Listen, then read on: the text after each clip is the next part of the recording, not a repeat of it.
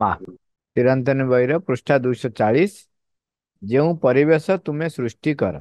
ଯେଉଁ ପରିବେଶ ତୁମେ ସୃଷ୍ଟି କର ଏଟା ଆଲୋଚନା କରିବା ପୂର୍ବରୁ ଆମର ପୃଷ୍ଠା 239 ର ଆଲୋଚନାରେ ଆମର ଥିଲା କଳ୍ପନାର ଶକ୍ତି। ଟିକେ ପୂର୍ବ ପାଠ ସବୁବେଳେ ଆଲୋଚନା ଟିକେ କରିଦବା, ତାର ସାରାଂଶ ଟିକେ ଆଲୋଚନା କରିଦେଇ ତାପରେ ଆମେ ପଳେଇବା। କଳ୍ପନାର ଶକ୍ତି, ତାର ସାରାଂଶ ଥିଲା ତୁମେ ବର୍ତ୍ତମାନ ନିଶ୍ଚିତ ରହିପାର ଯଦି ତୁମେ ବହୁ ବର୍ଷ ବଞ୍ଚି ରହ ତେବେ ତୁମର କାମ୍ୟ ବସ୍ତୁଟି ବାସ୍ତବରେ ତୁମ ଜୀବନରେ ରୂପାୟିତ ହେବ ହିଁ ହେବ।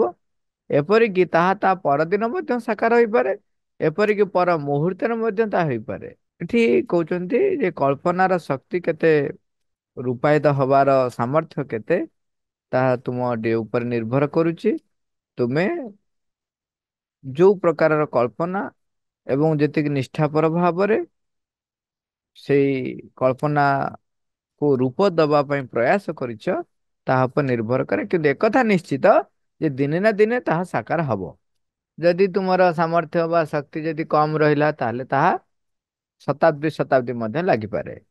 କଳ୍ପନା ବୃତ୍ତି ସହିତ ତୁମର ସୃଜନଶୀଳ ପ୍ରାଣ ଶକ୍ତିକୁ ମିଶାଇ ଦେଇପାର, ତାହେଲେ ତୁମେ ଏହାକୁ ଏକ ଜୀବନ୍ତ ଶକ୍ତିରେ ପରିଣତ କରିଦେଇ ପାରିବ।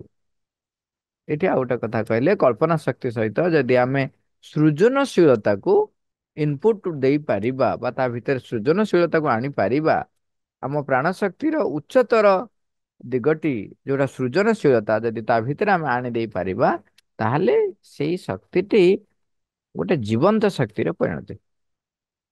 ତାପରେ ଆହୁରି ଉର୍ଦ୍ଧ୍ୱକୁ ଯାଇକି କହୁଛନ୍ତି ଯଦି ତୁମର କଳ୍ପନା କାମନା ନ ହୋଇ ଆସ୍ପୃହା ହୋଇଯାଏ, ମାନେ ଯେତେବେଳେ ତା ଭିତରେ ଆଧ୍ୟାତ୍ମିକତା ଜିନିଷ ଆସିବ, ତାମାନେ ତୁମେ ପରମଙ୍କୁ ପରିପ୍ରକାଶ କରିବା ପାଇଁ, ତୁମେ ଦିବ୍ୟ ଜନନୀଙ୍କର ଏଇ ଯୋଉ ସୃଷ୍ଟି, ବିଶାଳ ସୃଷ୍ଟି ରହିଛି, କେବଳ ଆମେ ପୃଥିବୀ ଗୋଟିଏ ବିଶ୍ୱ ଦେଖୁଛେ, ଏଇ ଊର୍ଦ୍ଧ୍ୱରେ ବିଶ୍ୱ, ଊର୍ଦ୍ଧ୍ୱରେ ବି ଆଉ ରହିଛି ବିଶ୍ୱାତୀତ କେତେ ସୃଷ୍ଟି ରହିଛି ଏବଂ ତା ଭିତରେ କେତେ ପ୍ରକାରର ଚେତନାର ସ୍ଥିତି ରହିଛି। ଏ ସବୁ ବିରାଟ ଏକ ସୃଷ୍ଟିରେ କ୍ରମୋନ୍ନତି ଯୋଉ ଚାଲିଛି, ପରମଙ୍କ ଆଡକୁ ଯୋଉ ଯାତ୍ରା ଚାଲିଛି, ସେଇ ଦିଗରେ ଯଦି ଉପଲବ୍ଧି ପାଇଁ, ଆଧ୍ୟାତ୍ମିକ ଉପଲବ୍ଧି ପାଇଁ ଯଦି ଆମେ ଆସ୍ପୃହା କରନ୍ତି, ତାହେଲେ ତୁମେ ଦିନେ ଯାହା ପାଇବା ପାଇଁ କଳ୍ପନା କରିଥିଲ ତାହା ନିଶ୍ଚୟ ଦିନେ ନା ଦିନେ ତୁମେ ବାସ୍ତବରେ ଲାଭ କରିପାରିବ। ସେଥିପାଇଁ ଆମେ ପୂର୍ବରୁ କଥା ହେଇଛନ୍ତି ଯେ ଆମେ ଉଚ୍ଚତର କଳ୍ପନା କରିବା।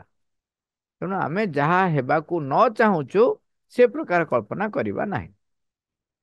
ଆଜିର ଆଲୋଚନାର ବିଷୟବସ୍ତୁ ରହିଛି ଯେଉଁ ପରିବେଶ ତୁମେ ସୃଷ୍ଟି କର। ମା କଣ ଲେଖୁଛନ୍ତି ଆଗ ପଢିଦେବା, ତାପରେ ଆଲୋଚନା କରିବା। ମା ଲେଖୁଛନ୍ତି ତୁମେ ଯେଉଁ କର୍ମ କର ତାହା ଯେଉଁ ପରିବେଶ ସୃଷ୍ଟି କରେ, ତୁମେ ସେହି ପରିବେଶକୁ ତୁମ ସହିତ ବହନ କରି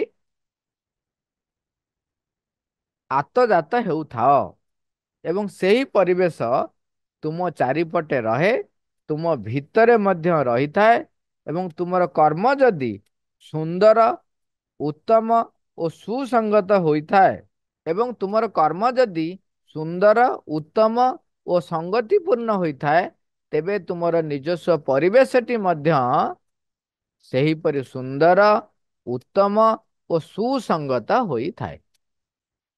ଯେତେବେଳେ ତୁମେ ଭଲ ହୋଇଥାଅ, ଯେତେବେଳେ ତୁମେ ଉଦାର, ମହତ୍, ନିର୍ଲିପ୍ତ, ଦୟାଳୁ ହୋଇଥାଅ, ସେତେବେଳେ ତୁମେ ତୁମ ନିଜ ଭିତରେ ଓ ତୁମ ଚତୁଃପାର୍ଶ୍ୱରେ ଏକ ନିର୍ଦ୍ଦିଷ୍ଟ ପରିବେଶ ତିଆରି କରିଥାଅ ଏବଂ ଏହି ପରିବେଶଟି ସ୍ୱତଃ ଆଲୋକମୟ ହୋଇଥାଏ। ସେତେବେଳେ ତୁମେ ସୂର୍ଯ୍ୟାଲୋକରେ ଫୁଲଟିଏ ଫୁଟିଲା ପରି ଫୁଟି ଉଠ ଏବଂ ତହିଁରେ ନିଶ୍ୱାସ ପ୍ରଶ୍ୱାସ ମଧ୍ୟ ନେଉଥାଅ। ସେତେବେଳେ ତୁମ ଭିତରେ ସେଇ ଯନ୍ତ୍ରଣାକର ସଂକୋଚ ନଥାଏ, ତିକ୍ତତା ନଥାଏ, ବିଦ୍ରୋହ ନଥାଏ, ଦୁଃଖ ବି ନଥାଏ। ସ୍ୱତଃସ୍ଫୂର୍ତ୍ତ ଭାବରେ, ସ୍ୱାଭାବିକ ଭାବରେ ତୁମଠାରୁ ନିଃସୃତ ପରିବେଶଟି ଆଲୋକିତ ହୋଇ ଉଠେ ଏବଂ ଏକ ସୁଖପ୍ରଦ ବାୟୁକୁ ତୁମେ ତୁମର ଶ୍ୱାସ ପ୍ରଶ୍ୱାସରେ ନେଇଥାଅ। ଯେକୌଣସି ଭୁଲ କାର୍ଯ୍ୟ ତୁମ ଚେତନା ଉପରେ ଏକ ଶୁଷ୍କ ପବନ ବୁହାଇ ତୁମକୁ ଶୁଖାଇ ଦିଏ, ଏକ ଥଣ୍ଡା ପବନ ବୁହାଇ ତୁମକୁ ତୁଷାର ଭଳି ବସାଇ ଦିଏ, କିମ୍ବା ଏକ ଗରମ ଝଞ୍ଜା ପବନ ବୁହାଇ ତୁମକୁ ପୋଡ଼ି ପକାଏ। ପ୍ରତିଟି ଭଲ ଆଉ ଦୟାର୍ଦ୍ର କର୍ମ ଆଲୋକ ନେଇ ଆସେ ଶାନ୍ତି, ଆନନ୍ଦ, ଆଉ ନେଇ ଆସେ ସେଇ ନରମ ସୂର୍ଯ୍ୟ କିରଣ ଯାହା ଭିତରେ ଫୁଲମାନେ ଫୁଟିଥାନ୍ତି। ଯେଉଁ ପରିବେଶ ତୁମେ ସୃଷ୍ଟି କର। ପ୍ରଥମ ଲାଇନରେ ମା କହୁଛନ୍ତି, ତୁମେ ଯେଉଁ କର୍ମ କର ତାହା ଯେଉଁ ପରିବେଶ ସୃଷ୍ଟି କରେ, ତୁମେ ସେହି ପରିବେଶକୁ ତୁମ ସହିତ ବହନ କରି ଆତଯାତ ହେଉଥାଅ ଏବଂ ସେହି ପରିବେଶ ତୁମ ଚାରିପଟେ ରହେ, ତୁମ ଭିତରେ ମଧ୍ୟ ରହିଥାଏ। ଏଠି ତିନି ଚାରିଟା କଥା ଏକା ସାଙ୍ଗରେ କହୁଛନ୍ତି। ପ୍ରଥମେ କହିଲେ, ତୁମେ ଯେଉଁ କର୍ମ କର ତାହା ଯେଉଁ ପରିବେଶ ସୃଷ୍ଟି କରେ। ଏଇ ଲାଇନର ଅର୍ଥ କହୁଛି ଯେ ଆମେ ଯୋଉ ପ୍ରକାର କର୍ମ କରିବା ସିଏ ଗୋଟିଏ ପରିବେଶ ନିଶ୍ଚୟ ସୃଷ୍ଟି କରେ। ଯଦି ଆମେ ଗଛଟିଏ ଲଗେଇଲେ, ଗଛରେ ଟିକେ ପାଣି ଦେଲେ, ତାହେଲେ ପୃଥିବୀଟି ସବୁଜ ଭରା ହେଇଯିବ। ପୃଥିବୀ ଯଦି ସବୁଜ ଭରା ହେଲା, ଦେଖନ୍ତୁ ମୁଁ ଗୋଟେ ଗଛ ଲଗେଇଲି, ଗୋଟେ ଗଛ ଆଉ ଜଣକୁ ଦେଲି ଲଗେଇବା ପାଇଁ, ସମସ୍ତେ ଯଦି ଆମେ ମିଶିଲେ ଗଛଟିଏ ଲଗେଇଲେ, ତେବେ ଚତୁର୍ଦିଗରେ ପୃଥିବୀରେ ସବୁଜିମା ଭରିଯିବ। ପୃଥିବୀର ସବୁଜିମା ଭରିଲେ ଯୋଉ ପରିବେଶଟି ସୃଷ୍ଟି ହବ ତାହା ଆମେ ଜଣା। ଯଦି ସବୁ ଗଛ ଲାଗିଲା ତାହେଲେ ସୁନ୍ଦର ଭାବରେ ବର୍ଷା ହବ, ସବୁ ଠିକ ଠାକ ରହିବ। ଯୋଉ ସମୟରେ ଯୋଉ ପନିପରିବା ପାଖରୁ ଆରମ୍ଭ କରି ଆମର ବାୟୁମଣ୍ଡଳ ସବୁ ପରିଶୋଧ ହେଇକି ରହିବ ଏବଂ ସେଥିରେ ଆମେ ଏକ ସୁସ୍ଥ ବାତାବରଣ ଭିତରେ ରହିବା। ତେଣୁ ଆମେ ଯୋଉ କର୍ମ କରିବା, ବର୍ତ୍ତମାନ କଣ ହଉଛି, ବର୍ତ୍ତମାନ ଜନସଂଖ୍ୟା ଯୋଉ ବୃଦ୍ଧି ଭାବରେ ଯୋଉ ରେଟରେ ବୃଦ୍ଧି ପାଉଛି, ତାର ପରିଣାମ ସ୍ୱରୂପ ଜଙ୍ଗଲ କ୍ଷୟ ହେଇ ଚାଲିଛି ଏବଂ ଏପଟରେ ଘର ବାଡି ବଢି ଚାଲିଛି। ଜଙ୍ଗଲ କ୍ଷୟ ହେବା ଫଳରେ ବୃକ୍ଷ କମି ଯାଉଛି। ବୃକ୍ଷ କମିଯିବା ପରିଣାମରେ ବର୍ତ୍ତମାନ ଟେମ୍ପରେଚର ବଢି ବଢି ଚାଲିଛି। ମନେ ପଡିଥିବ, ଯଦି ଯୋଉମାନେ ବେଶୀ ୟଙ୍ଗ ନୁହନ୍ତି, ସେମାନେ ଆଗରୁ ଆମେ ଶୁଣିଛନ୍ତି, ଯେତେବେଳେ ଟିଟିଲାଗଡରେ 40 ଡିଗ୍ରୀ ଟେମ୍ପରେଚର ହେଲା, ସେତେବେଳେ କୁହା ହଉଥିଲା ଟିଟିଲାଗଡ଼ ତତଲାଗଡ଼, ତା ନାଁ ହେଇଗଲା ତତଲାଗଡ଼। ତାମାନେ 40 ଡିଗ୍ରୀ ଟେମ୍ପରେଚର ଆମେ କଟକରେ ଭାବୁଥିଲୁ କେମିତି ସେଠି ଲୋକ ବଞ୍ଚୁଛନ୍ତି। 40 ଡିଗ୍ରୀ, ଆମର ସେତେବେଳେ ମ୍ୟାକ୍ସିମମ୍ ବଢି ବଢି 27 ଡିଗ୍ରୀ ହଉଥିଲା। 27 ଡିଗ୍ରୀ କଟକରେ, 27 ଡିଗ୍ରୀ। ମୁଁ ବହୁତ ବର୍ଷ ତଳର କଥା କହୁନି, ମାତ୍ର 10-15 ବର୍ଷ ତଳର କଥା କହୁଛି। ସେତେବେଳେ କଟକରେ ମ୍ୟାକ୍ସିମମ୍ 27 ଡିଗ୍ରୀ ହଉଥିଲା। ତେଣୁ 40 ଡିଗ୍ରୀ, ଲୋ ବୋପା, ସେଠି ଲୋକ କେମିତି ବଞ୍ଚିଛନ୍ତି ଆମେ ଭାବୁଥିଲୁ। ଚିନ୍ତା କରନ୍ତୁ, ଆମର କାର୍ଯ୍ୟର ପରିଣାମ ଫଳରେ ବର୍ତ୍ତମାନ ଟେମ୍ପରେଚର ପୃଥିବୀର ବଢିଗଲାଣି। ବର୍ତ୍ତମାନ କଟକରେ 40 ଡିଗ୍ରୀ ହେଲାଣି, ଆଉ ଛାଡନ୍ତୁ ଅନ୍ୟ ଆଡେ କଣ। ତେଣୁ ଆମର କାର୍ଯ୍ୟ, ଆମ ଚତୁଃପାର୍ଶ୍ୱରେ ଯେମିତି ଗଛ ପରିବେଶଟେ ଯେମିତି ସୃଷ୍ଟି ହଉଛି, ସେଇଭଳିଆ ମନେ ରଖିବା। ମନେ କରାଯାଉ ଗୋଟେ ଛୋଟିଆ କଥା, କିଛି ମାସ୍ ବା କିଛି ଲୋକ ହୁଅନ୍ତୁ ବା କିଛି ପିଲା ହୁଅନ୍ତୁ ଗୋଟେ ଜାଗାରେ ଜମିଛନ୍ତି। ଆପଣ କଣ କରିବେ, ବଡ ପାଟିରେ ଚିତ୍କାର କରିବେ, ଧମକେଇଲା ଭଳିଆ ହଉ କିମ୍ବା ଏକ ଜୋର ଜବରଦସ୍ତ କଲା ଭଳିଆ ଗୋଟେ ବିରାଟ ଶବ୍ଦଟେ କରିବେ, ହେ। ଆପଣ ଦେଖିବେ ସେଠି ଯୋଉମାନେ ବି ଥିବେ, ସେ ଅଜାଣତରେ ସମସ୍ତେ, ତାର ପରିଣାମ ପୁଣି କଣ ହବ। ବର୍ତ୍ତମାନ ଚିନ୍ତା କରନ୍ତୁ, ମୁଁ ଯୋଉ କର୍ମଟିଏ କଲି, ମୁଁ ଗୋଟେ ବିରାଟ, ମୁଁ ପ୍ରଥମେ ଆମେ କଥା ହେଲେ ଗଛ ବିଷୟରେ, ବର୍ତ୍ତମାନ ଗୋଟେ ଆମର ପ୍ରାକ୍ଟିକାଲ ଏକ୍ଜାମ୍ପଲ ଆମେ କଥା ହଉଛନ୍ତି, ଯେ ମୁଁ ଗୋଟେ ବଡ ପାଟି କଲି, ଚିତ୍କାର କଲି କିମ୍ବା ଜବରଦସ୍ତ ଗୋଟେ ଯେମିତି ଦାବି ଦେଲା ଭଳିଆ ଗୋଟେ କଥା ଯେତେବେଳେ କହିଲି, ତାର ପରିଣାମ ସ୍ୱରୂପ ସେଠି ଯେତିକି ଜଣ ଲୋକ ବା ପିଲା ଥିଲେ ସେମାନେ ଟିକେ ଭୀତତ୍ରସ୍ତ ହେଇଯିବେ। ତାପର ପରିଣାମ କଣ ହବ, ସେମାନେ ସମସ୍ତେ କହିବେ କଣ ହେଲା, କାର କଣ ହେଲା। ଯଦି ଆପଣ ଧମକେଇଲା ଭଳିଆ କଥା କହିଥିବେ, ସେ ଆପଣଙ୍କ ପ୍ରତି ଯଦି ସାନ ହେଇଥିବେ ତାହେଲେ ପ୍ରତିକ୍ରିୟା ଭିତରେ ଥିଲେ ବି ନ ଦେଖେଇ ପାରନ୍ତି, କିନ୍ତୁ ଯଦି ଆପଣଠୁ ବଡ ହେଇଥିବେ, ଆପଣଠାରୁ ଯଦି ସମାଜକନ୍ଦ ହେଇଥିବେ, ତାହେଲେ ସେ ଆପଣଙ୍କ ଉପରେ ଚିଲେଇବେ, ଏଇ କାହିଁ ଏମିତି ହଉଛୁ କିରେ। ଯଦି ବଡ ହେଇଥିବେ, ଚିନ୍ତା କର, ତାହେଲେ ଆପଣ ପରିବେଶଟା ସେଠି କୋଉ ଭଳିଆ ସୃଷ୍ଟି ହେଲା। ତେଣୁ ସେଇ ପରିବେଶଟା ଆମେ ନିଜେ ତିଆରି କରି। ଆହୁରି ଗୋଟେ କଥା ଚିନ୍ତା କରନ୍ତୁ, ଆପଣଙ୍କ ସମ୍ମୁଖରେ ଗୋଟେ ପିଲାଟିଏ ଅଛି, ଆପଣ ଟିକେ ସ୍ମିତ ହସିକି ତାକୁ ଟିକେ ଗେଲ କରିଦେଲେ, ସିଏ ଖୁସି ହେଇଯିବ। ଆପଣ ଗୋଟେ ଚଟକଣି ମାରିଲେ, କାନ୍ଦିବ, ପରିବେଶ ସୃଷ୍ଟି ହେଇଗଲା।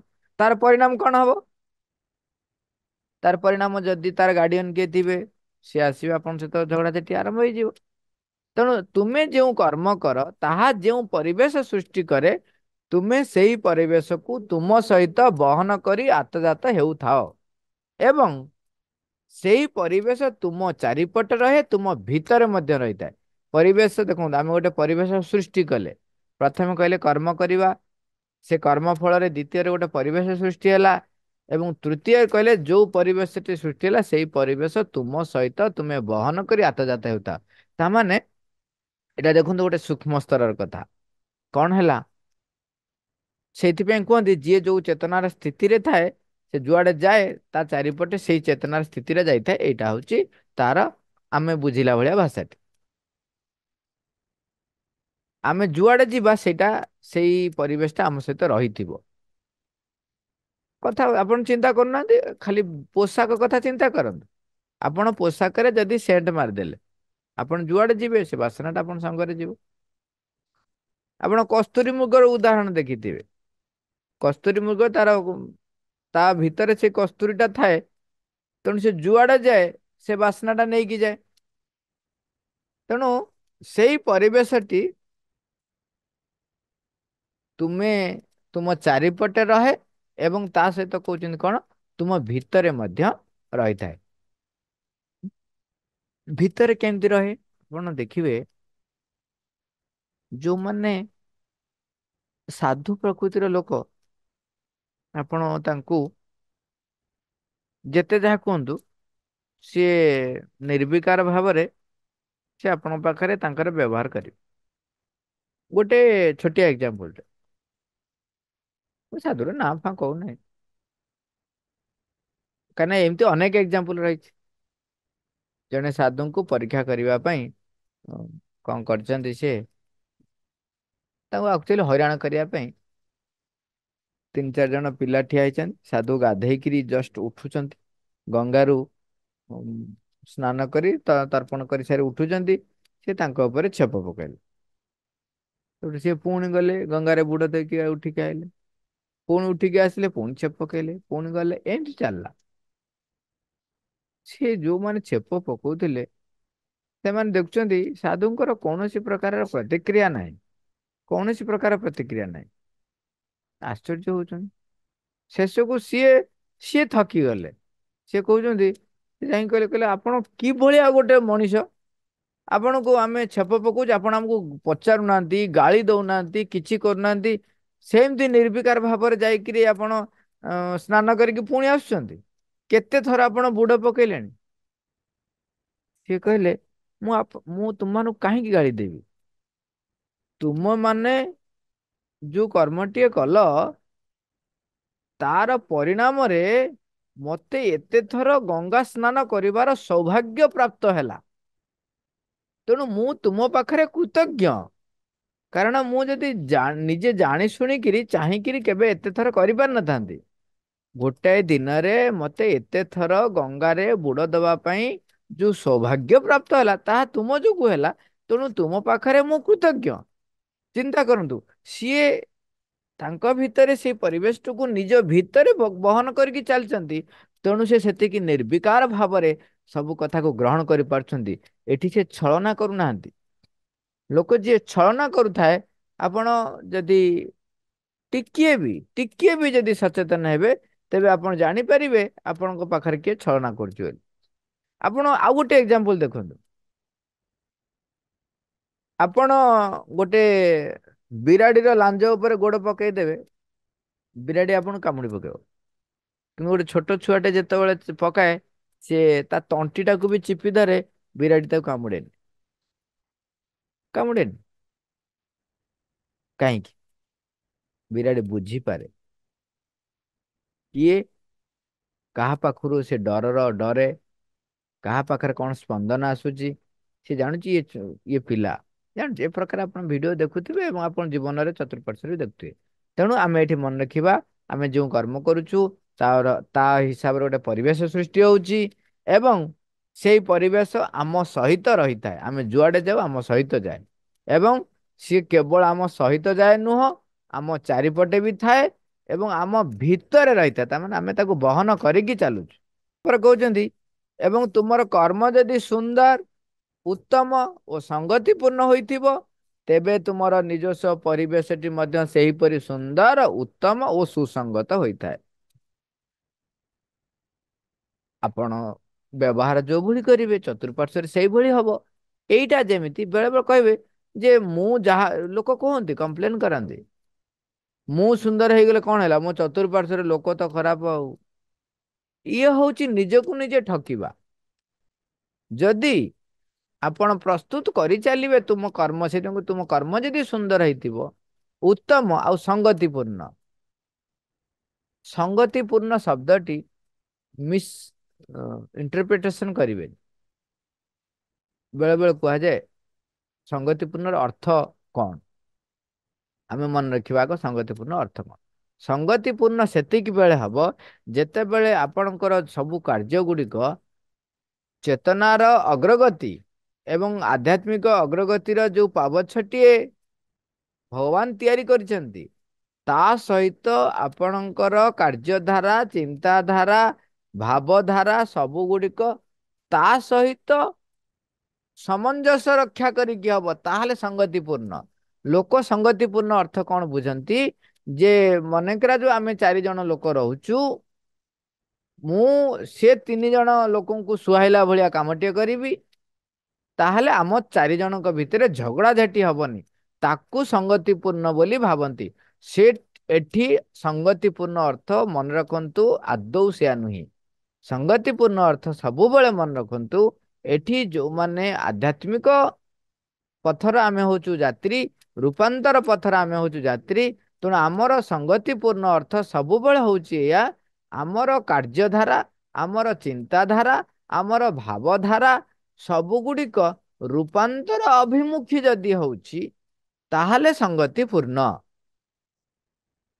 ଏଇଟା ବୁଝିବାକୁ କଷ୍ଟ ହେଇପାରେ କିନ୍ତୁ ଆପଣ ଯଦି ମାଙ୍କ ପାଖରେ ସବୁ ଗୁଡ଼ାକ କଥା କହିକି କାମ ଆରମ୍ଭ କରିବେ ତାପରେ ଦେଖିବେ ସଙ୍ଗତିପୂର୍ଣ୍ଣ ଆପଣଙ୍କର କାମଟି କେମିତି ହଉଛି ଏବଂ ସଙ୍ଗତିପୂର୍ଣ୍ଣ ଅର୍ଥ କଣ ଆପଣ ବୁଝିପାରିବେ। ହଁ କରିବା ପାଇଁ କଷ୍ଟ ହବ ଧୀରେ ଧୀରେ ତାହା ମତେ ସାମର୍ଥ୍ୟ ଯୁକ୍ତ କରିବ ଏବଂ ମୁଁ ସମର୍ଥ ହେବି ଏବଂ ସଙ୍ଗତିପୂର୍ଣ୍ଣ ହୋଇ ଯିବ। ଓକେ।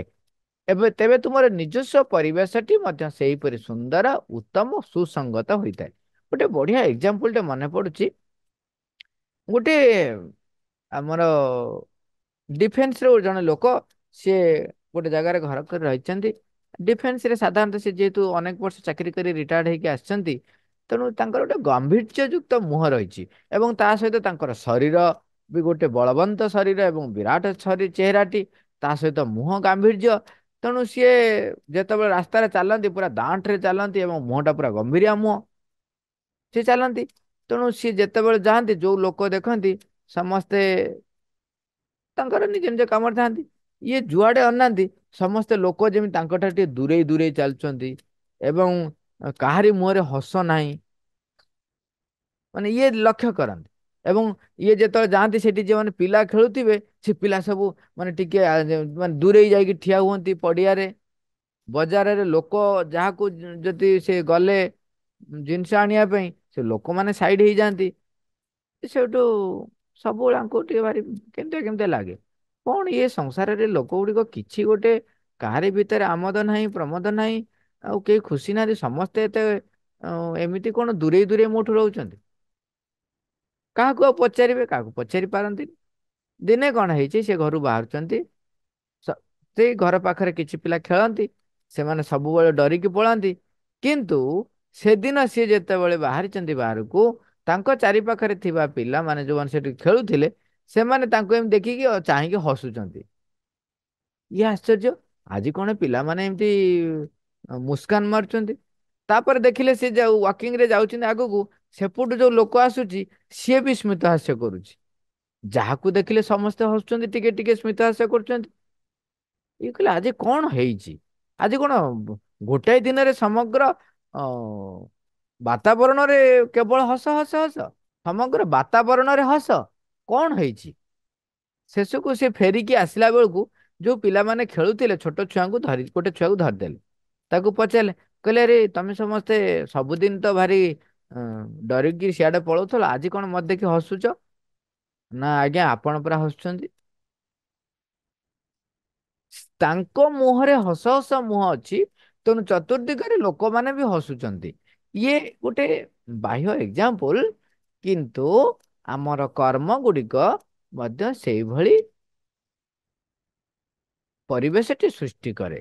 ଯଦି ଆମର ଚିନ୍ତାଧାରା ଟିକେ ବିସ୍ତାର ରହିବ, ସଂକୀର୍ଣ୍ଣ ମନା ଆମେ ହବା ନାହିଁ।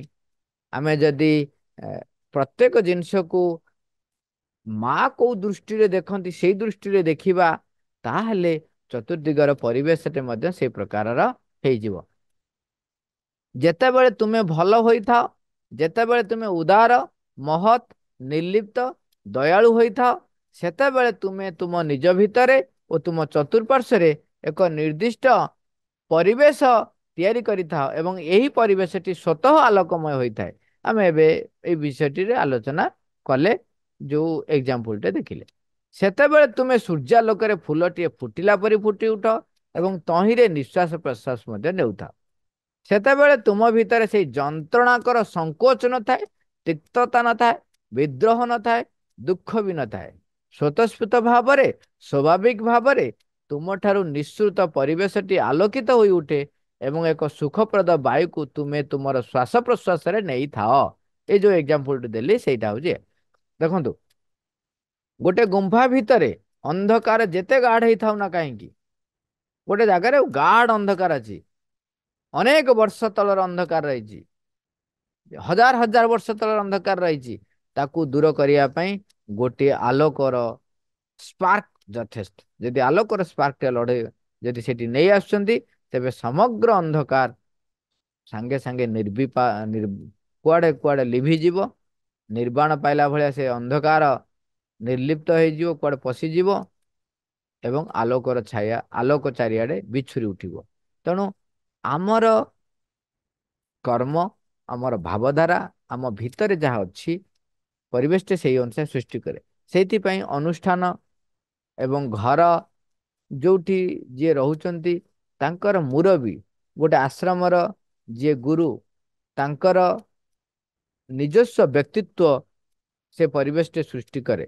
ଏ ପ୍ରକାର ଅନେକ ଉଦାହରଣ ବି ଆମେ ଯଦି ଆମ ହିନ୍ଦୁ ଶାସ୍ତ୍ରକୁ ଯିବା, ସେଠି ଦେଖିବା। ଅରଣ୍ୟ ଗୋଟେ ଗୋଟେ ପରିବେଶ ଏମିତି ଥିଲା, ଦଣ୍ଡକାରଣ୍ୟ ବୋଲି ଗୋଟେ ଜାଗା ଥିଲା, ଯେ ସେଠି ଋଷିଙ୍କର ପ୍ରଭାବ ଫଳରେ ସେଠି ସିଂହ ବି ଯଦି ବାଘ, ସିଂହ, ହିଂସ୍ର ଜନ୍ତୁ ମାନେ ମଧ୍ୟ ତା ଭିତରେ ପଶିଲେ ହିଂସ୍ରତା ଭୁଲି ଯାଆନ୍ତି। ମଣିଷ ଯଦି ଯେତେ କ୍ରୋଧାନ୍ୱିତ ହେଇଯାଇଥାଏ ନା କାହିଁକି, ତା ଭିତରେ ପଶିଲେ ସେ କ୍ରୋଧ ଭାବ ଅନ୍ତର୍ହିତ ହେଇଯାଏ। ତେଣୁ ସେ ପରିବେଶଟି ନିର୍ଭର କରୁଛି ଯେ ଅନୁଷ୍ଠାନର ମୁଖ୍ୟ, ଘରର ଯେ ମୁଖ୍ୟ, ସିଏ କୋଉ ପ୍ରକାର ବ୍ୟକ୍ତିତ୍ୱ ନେଇକି ହେଇଛି। ଯଦି ସେଇ ଭାବରେ ଆମେ ନିଜେ ଯଦି ଉଦାର, ମହତ, ନିର୍ଲିପ୍ତ ହେଇଥାଉ, ତାହେଲେ ଯୋଉ କଥା ଗୁଡା କହିଗଲେ, ଆମ ଭିତରେ ତିକ୍ତତା ଆସିବନି, ବିଦ୍ରୋହ ଆସିବନି, ଦୁଃଖ ବି ଆସିବନି ଏବଂ ସ୍ୱତଃସ୍ଫୂର୍ତ୍ତ ଭାବରେ, ଏଇ ଲାଇନଟା ଦେଖ, ସ୍ୱତଃସ୍ଫୂର୍ତ୍ତ ଭାବରେ, ନେଚୁରାଲି, ସ୍ୱାଭାବିକ ଭାବରେ, ସ୍ୱାଭାବିକ ଭାବରେ ସେଠି ତୁମକୁ ମାନେ କଣ, ଅନେକ ଗୁଡେ ପରିଶ୍ରମ ଦରକାର ନାହିଁ। ତୁମଠାରୁ ନିଶ୍ଚିତ ପରିବେଶଟି ଆଲୋକିତ ହେବ ଏବଂ ସୁଖପ୍ରଦ ବାୟୁକୁ ତୁମେ ଶ୍ୱାସ ପ୍ରଶ୍ୱାସରେ ନେଇଥାଉ ନବ। ଦେଖନ୍ତୁ କେତେ ଅ, ଗୂଢ କଥାଟି, ଏଇଟା ସହଜ କଥା ନୁହଁ। କିନ୍ତୁ ବେଳେ ବେଳେ ଜଣେ ଜଣେ ପ୍ରଶ୍ନ କରନ୍ତି ଯେ ଯଦି ତୁମ ଚତୁଃପାର୍ଶ୍ୱରେ ପଥର ଗୁଡା ଖାଲି ରହିଥିବ, ସେମାନଙ୍କ ଭିତରେ କଣ ପରିବର୍ତ୍ତନ ହବ? ହଁ, ସେଠି ଟିକେ ସମୟ ଲାଗିବ। ସେଠି ଟିକେ ସମୟ ଲାଗିବ ସେମାନଙ୍କ ଉପରେ ପ୍ରଭାବ ପଡିବା ପାଇଁ। କିନ୍ତୁ ତୁମେ ତ ଆଲୋକିତ ହେଇକି ରହିବ ନା। ତୁମ ଭିତରର ପରିବେଶଟିଏ ତୁମେ ଯୋଉଟା ନେଇକି ରହିଛ, ସେ ତ ତୁମକୁ ଆଲୋକିତ କରି ରଖିବ ନା।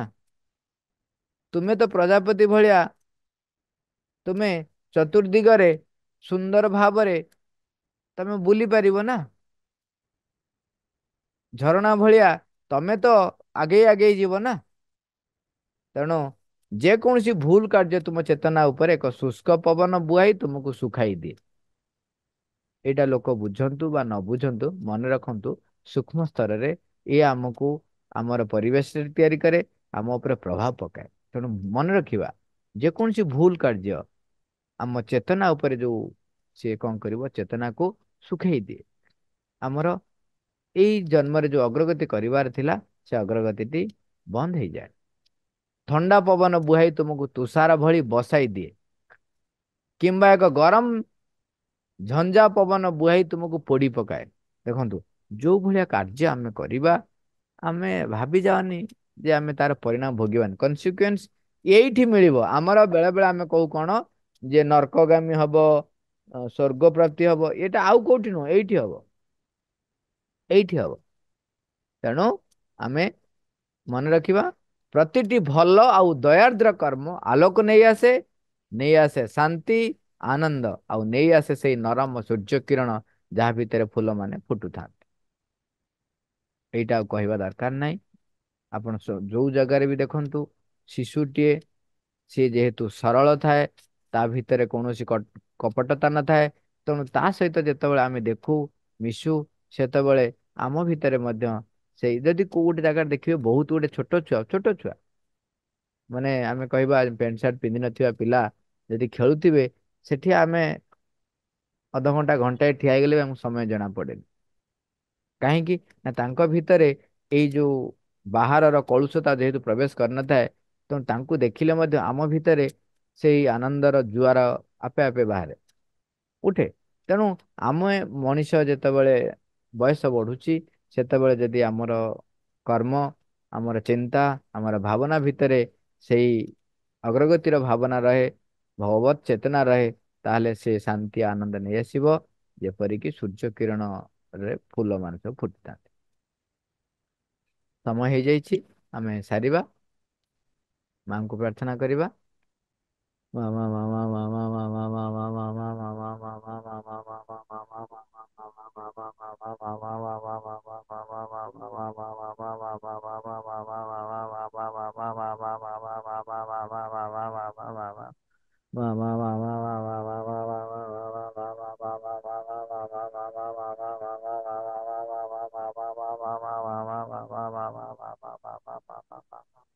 Ma, thank you all, Araber.